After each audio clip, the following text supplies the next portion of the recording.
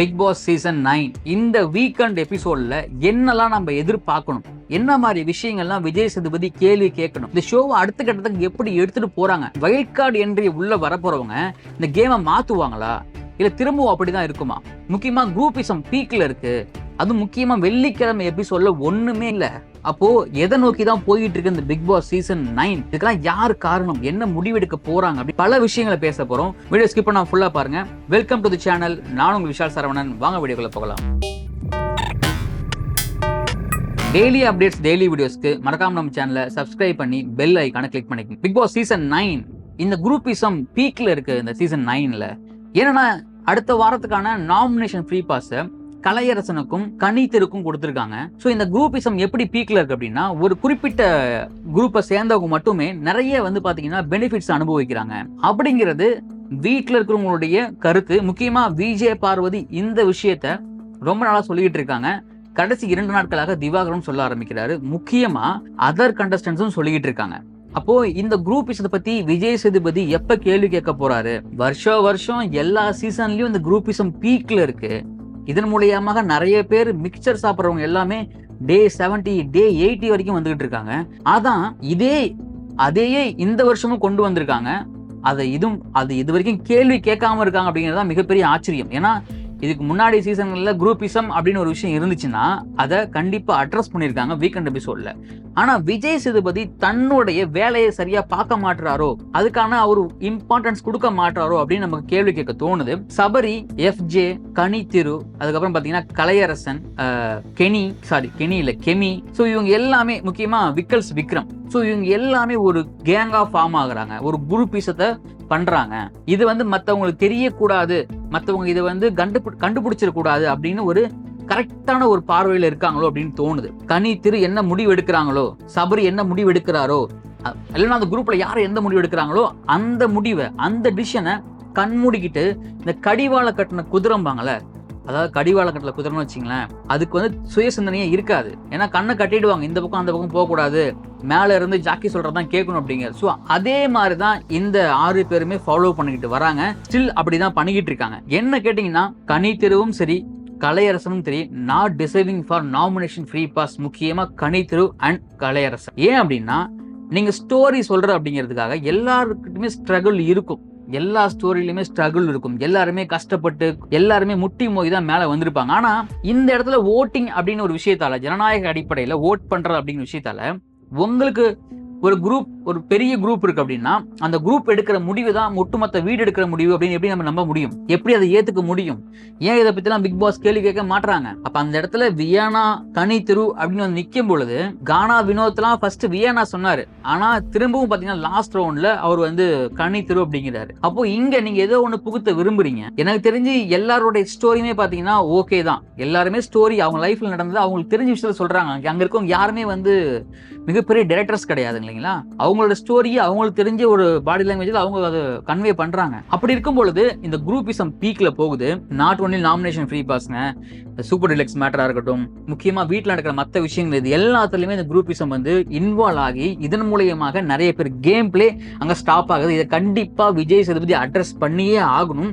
அப்படி பண்ணலனா எதுவுமே பண்ணாத கலையரசன், எதுவுமே பண்ணாத ரம்யா ஜோ, முக்கியமா சாப்பிட்டு தூங்குற ரம்யா ஜோ, அதுக்கப்புறம் பாத்தீங்கன்னா நம்ம FJ, அவர் நிறைய தூங்குவாரு, ஆனா நல்லா பயங்கரமா பேசுவாரு, கேட்டா எல்லா வேலையும் செய்யறேன் அப்படிம்பாரு. இந்த FJ, விக்ரம், சபரி, அண்ணன் ரம்யா ஜோடைய அண்ணன், ஸோ இங்க எல்லாமே பாத்தீங்கன்னா ஒரு ஷெல்குள்ள அடைச்சிக்கிட்டு இதை நம்ம கொண்டு போயிடலாம், நம்ம எல்லாருமே சேர்ந்துக்கிட்டு டாப் 5ல போயிடலாம் அப்படின்னு ஒரு கனவு காண்றாங்கன்னு நினைக்கிறேன். கண்டிப்பா விஜய் சேதுபதி இதை உடைக்கணும்.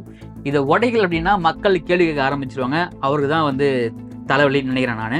இதுக்கப்புறமா இந்த வீக்கெண்ட்ல அவர் என்னெல்லாம் கொஸ்டின் பண்ணணும், முக்கியமா விஜய் பார்வதி மேட்டரை விஜய் சேதுபதி கொஸ்டின் பண்ணியே ஆக வேண்டும். ஃபேக்கா விமன் கார்டு எடுத்து பேசுறது, முக்கியமா கமருதீன் விஷயத்துல கமருதீனை ஒரு விமன் கார்டா பிளே பண்ணி கமருதீனை பேட் டச் பண்றான் அப்படிங்கிற மாதிரி போர்ட்ரேட் பண்ணது, அதுக்காக திவாகர் ஒட்டுமொத்தமா நின்று பேசுனது, உங்களுடைய நீ பண்ணதெல்லாம் கேமரால பதிவாயிருக்கு, நீ ஜெயில பண்ணதெல்லாம் கேமரால பதிவாயிருக்கு, கண்டிப்பா வீக்கெண்ட் நான் சொல்லுவேன் அப்படின்னு அந்த விஷயத்தை எல்லாத்தையுமே அட்ரஸ் பண்ணி ஆகணும். விஜய் பார்வதி கடுமையான வார்னிங் கொடுக்கணும். நீங்க ஒரு கேம் ஆடுறீங்க அப்படின்னா அந்த கேம்ல மத்தவனை ஏன் பலிகாடு ஆக்குறீங்க? உங்க கேமை நீங்க ஆடுங்க. Yes, well and good. எல்லா விஷயத்துக்கும் நீங்க வந்து வாய்ஸ் அவுட் கொடுக்குறீங்க, எல்லா இடத்துலயும் நீங்க இருக்கீங்க, எல்லாத்தையுமே நீங்க இன்வால்வ் ஆகுறீங்க, சூப்பர், ஓகே, அது உங்க கேம். ஆனா அதுக்காக மத்தவங்களுடைய வாழ்க்கையை கெடுக்கணும் அப்படின்னு நினைக்கிறது எந்த விதத்துல நல்லதா இருக்கும்? அண்ட் திவாகர் எல்லா இடத்துலயுமே மென்ஷன் பண்றாரு, தகுதி தராதரம். என்ன தகுதி இருக்கு? இந்த தகுதி விஷயத்த விஜய் சேதுபதி கண்டிப்பா கேட்டே ஆகணுங்க. என்னன்னா, இந்த பிக் பாஸ் வீட்டுல உள்ள வரும்போது நீங்க இன்டர்வியூ எடுத்தோம்னு சொன்னீங்களா, இன்டர்வியூ எடுத்தீங்களே, அந்த இன்டர்வியூ ஒழுங்கா எடுத்தீங்களா அப்படின்னு பாத்தீங்கன்னா, நீங்க கலையரசன், ஆரோரா, திவாகர், ரம்யா ஜோ, அதுக்கப்புறம் பாத்தீங்கன்னா இன்னும் ஒரு சில பேர் இருக்காங்கன்னு நினைக்கிறேன். இவங்க எல்லாம் என்ன வெளியில பண்ணிட்டாங்க? வெளியில அப்படி என்ன அவங்க பெருசா கடுமையா உழைச்சி மக்களுக்காக பாடுபட்டு, இல்ல ஏதோ ஒரு விஷயத்த கடுமையா உழைச்சி போராடி என்ன அப்படி பண்ணிட்டாங்க அவங்க? எதுக்காக இந்த பிக் பாஸ் வாய்ப்பு அவங்களுக்கு கொடுத்தீங்க? எதன் அடிப்படையில பிக் பாஸ் வாய்ப்பு அவங்களுக்கு கொடுத்தீங்க? எவ்வளவு பேர் வெளியே இருக்காங்க, ஆண்கள், பெண்கள், உண்மையான ஒரு திறமை உள்ளவர்கள், கஷ்டப்படுறவங்க, கஷ்டப்பட்டு நம்ம என்னைக்காவது நம்ம ஜெயிச்சிட மாட்டோமான்னு தொடர்ந்து உழைச்சிக்கிட்டே இருக்கிறவங்க நிறைய பேர் வெளியே இருக்காங்க. அவங்களும் அவங்க கண்ணுக்கு தெரியவே தெரியாதாங்க. என்னங்க இவ்வளவு மாதிரி ஆட்கள் உள்ள கொண்டு வந்தீங்க? ஓகே, உள்ள கொண்டு வந்துட்டீங்க. ஆனா அதுக்கப்புறம் அவங்களுடைய பிஹேவியர்ஸ் நீங்க ஏன் கண்ட்ரோல் பண்ண மாட்டீங்க? ஏன் கண்ட்ரோல் பண்ண முடியல உங்களால? பிக் பாஸ் பேசிட்டு இருக்கும் பொழுதே அங்க அந்த இடத்துல கயாஸ் பண்றாங்க. அவரோட பேச்சுக்கு மரியாதையே கிடையாது, கொஞ்சம் கூட மதிக்க மாட்டாங்க, கொஞ்சம் கூட பயங்கிறது கிடையாது. முக்கியமா கனி, திரு ஒரு கேங்க வச்சுக்கிட்டு அவங்க என்ன வேணா பண்ணலாம்னு நினைக்கிறாங்க. அவங்க பண்றது எல்லாமே குரூப்பிசம். அவங்க விளையாடுற கேம் ரொம்ப வொர்ஸ்டான கேம். இதெல்லாம் வந்து எப்படி நீங்க அட்ரஸ் பண்ண போறீங்க? எப்படி நீங்க கேள்வி கேட்க போறீங்க? திவாகர், கமருதீன் பண்ற விஷயங்கள் வந்து பாத்தீங்கன்னா, ஒரு சில விஷயங்கள் ஒரு பக்கம் நல்லா இருந்தாலுமே, பட் நீங்க வந்து நான் வாய்ஸ் அவுட் பண்றேன், நான் அடிச்சிருவேன், நான் வந்து அதை பண்ணுவேன், இதை பண்ணுவேன், என்ன எதை நீங்க நிரூபிக்க விரும்புறீங்க? கானா வினோத், நீங்க வந்து ஆப்போசிட்ல இருக்கிற நபர் யார வேணா இருக்கட்டும், ஆனா அவரு உங்களை மாதிரியே இந்த பிக் பாஸ் வீட்டுல ஒரு போட்டியாளர். அப்போ அவரு வந்து தகுதி இல்ல, அவரு வந்து கோமாளி அப்படின்னு நீங்க சொன்னீங்க அப்படின்னா, அவருக்கு ஈக்குவல்டா இறங்கி அவரை மார்க் பண்றது, அவரை கேலி பண்றது, அவரை கிண்டல் பண்றது அப்படின்னா, அப்ப நீங்க எந்த கேட்டகரியில் நீங்க சேருவீங்க? அப்ப நீங்க அவரை தப்புன்னு நீங்க சொன்னீங்க அப்படின்னா, அப்ப நீங்க வந்து அவரை மாதிரியே நீங்க கீழே இறங்கி பண்ணீங்கன்னா, அப்ப நீங்களும் அவரு ஒண்ணுதானே அர்த்தம். அப்ப டிஃபரன்ஷியேட் கிடையாது. அப்ப எப்படி நீங்க அவரை தப்புன்னு சொல்லலாம்? கானா வினோத் பண்ற விஷயங்கள், யூஸ் பண்ற வார்த்தைகள், அந்த ஆட்டிடியூடு, அந்த ஆக்டிவிட்டிஸ் எல்லாமே ரொம்ப பேட், ரொம்ப ராங். இந்த ரம்யா ஜோ விஷயத்த கண்டிப்பா கிளியர் பண்ணி ஆகணும். அவர் என்ன பண்ணாரு அந்த டாஸ்க் ஒன்ல, அவர் எந்த இன்டென்ஷன்ல அப்படி பண்ணாரு? அந்த வீடியோ சோசியல் மீடியா பயங்கர வைரலா போயிட்டு இருக்கு. முக்கியமா கானா வினோத்தோடைய ஆதரவாளர்கள் அது ஏஐன்னு வரை உருட்டுறாங்க. இதுவே வேற யாராவது இதை பண்ணியிருந்தாங்கன்னு வச்சுங்களேன், இந்நேரம் போட்டு தாளிச்சிருப்பாங்க. முக்கிய திவாகரே பண்ணியிருந்தாலுமே. அப்ப கானா வினோத் பண்ணதால இது வந்து ஏஐ பேசவே மாட்டாங்க அதை பத்தி. அவருடைய ஆதரவாளர்கள், நாங்க மிகப்பெரிய பிக் பாஸ் ரிவ்யூ சொல்லக்கூடிய ஆட்கள் எல்லாமே வாயை திறக்கிறதே கிடையாது அதை பத்திலாம். அப்போ உங்களுக்கு பிடிச்ச விளையாட்டு வீரராக இருந்தாலுமே, உங்களுக்கு பிடிச்ச பிக் பாஸ் போட்டியாளராகவே இருந்தாலுமே, அவங்க பண்ற தப்ப அட்ரஸ் பண்ண கத்துக்குங்க. அதுதான் உண்மையான ஜென்யூன். இல்லைன்னா அதுக்கு பேர் வேற. அப்ப இது எல்லாத்தையுமே விஜய் சேதுபதி அட்ரஸ் பண்ணணும். எல்லாத்தையுமே இவங்க பண்ற குரூப்பிசமா இருக்கட்டும், Vijay Parvathy game, Divakar game, Kamarudeen game, Gana Vinoth பண்ற விஷயங்கள், விக்ரம் பண்ற விஷயங்கள் எல்லாத்தையுமே விஜய் சேதுபதி அட்ரஸ் பண்ணி தான் ஆகணும். அப்படி பண்ணாதான் அட்லீஸ்ட் அவர் மேல உள்ள மரியாதையாவது கொஞ்சம் காப்பாத்திக்க முடியும். அப்படி இல்லைன்னா அவரையும் காப்பாற்ற முடியாது, இந்த ஷோவையும் காப்பாற்ற முடியாது. வைல்ட் கார்டு என்ட்ரி இந்த வாரம் கண்டிப்பா என்டர் ஆக போறாங்க. யார் வராங்க அப்படின்னு அவங்களே ப்ரோமோ போட்டு காமிச்சிட்டாங்க.